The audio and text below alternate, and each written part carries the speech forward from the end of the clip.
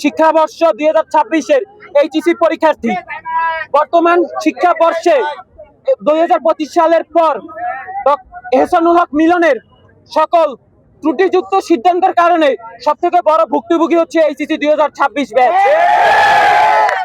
আমরা আজকে অনেক অংশে অনেকগুলো পরীক্ষা দিয়ে ফেলেছি।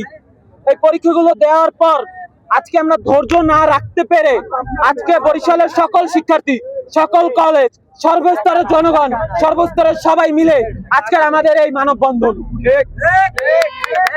আমাদের ডক্টর এহসানুল হক মিলন এবং মাননীয় শিক্ষামন্ত্রীর কাছে আমাদের দাবিগুলো উপস্থাপন করছি।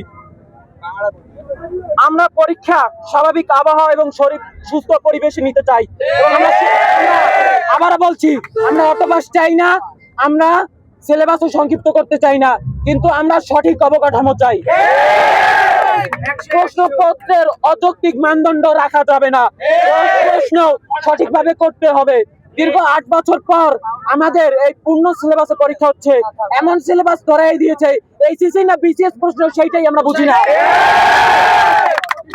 গতকালের হওয়া প্রশ্ন পদার্থবিজ্ঞান, প্রথম পত্র, হিসাব বিজ্ঞান এবং যুক্তিবিদ্যার যে পরীক্ষাগুলো, এখানে আমরা মাত্র একদিনের সময় পেয়েছি।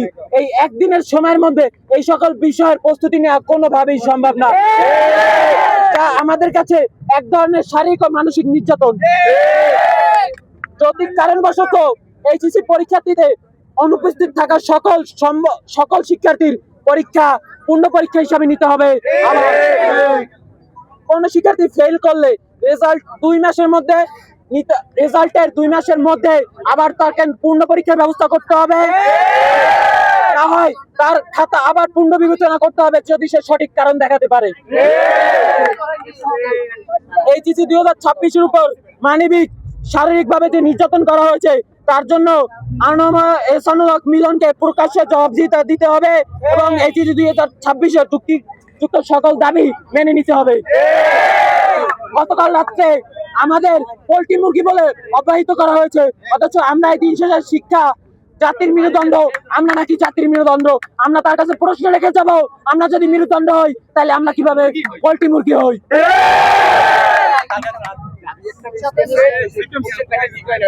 প্রশ্নপত্রের প্রত্যেকটির মান সঠিকভাবে করতে হবে এবং আমাদের উপর এই উপরোক্ত পাহাড়ের শোরুম চাপ দেওয়া যাবে না।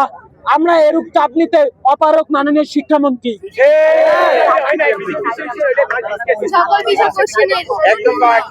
প্রত্যেকটা প্রশ্নে এরকম ত্রুটিপূর্ণ ভুল দেখা যাচ্ছে, এই ভুলগুলোর সংশ্লিষ্ট বিবেচনা করতে হবে।